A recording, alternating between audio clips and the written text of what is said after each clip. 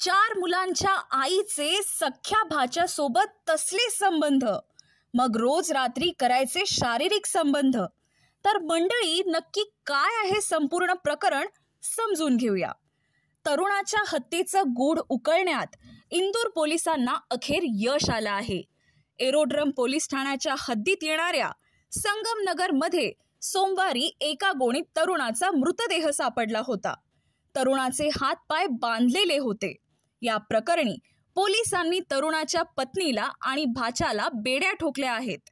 हत्या झालेल्या तरुणाचं नाव देवेंद्र अग्रवाल होतं।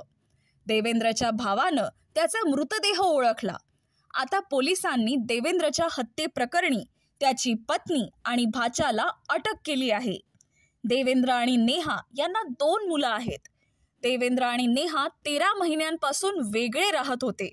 या दरम्यान नेहा आणि तिचा भाचा विकी यांच्यात प्रेमसंबंध निर्माण झाले। त्यांच्या संबंधांमध्ये देवेंद्र अडथळा ठरत होता। त्यामुळे नेहा आणि विकीनं देवेंद्रची गळा दाबून हत्या केली।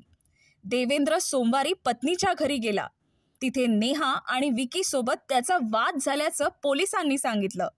या दरम्यान दोघांनी देवेंद्रची गळा आवळून हत्या केली। दोघांनी देवेंद्रचा मृतदेह गोणीत भरला।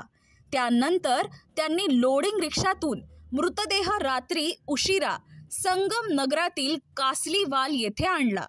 घरा रिकाम्या शेतात त्यांनी मृतदेह फेकून दिला। देवेंद्रचा मृतदेह सापडताच त्याच्या भावानं नेहा आणि विकीवर हत्येचा आरोप केला। त्यानंतर पोलिसांनी त्यांची चौकशी केली। चौकशीतून सत्य समोर आलं। दोघांनी हत्येची कबुली दिली। यानंतर पोलिसांनी त्यांना अटक केली।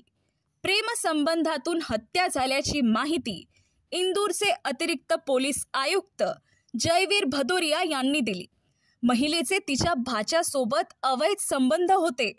त्यात पती अडथळा ठरत होता। त्यामुळं तिने भाच्याच्या मदतीनं पतीची हत्या केल्याचं भदौरिया यांनी सांगितलं।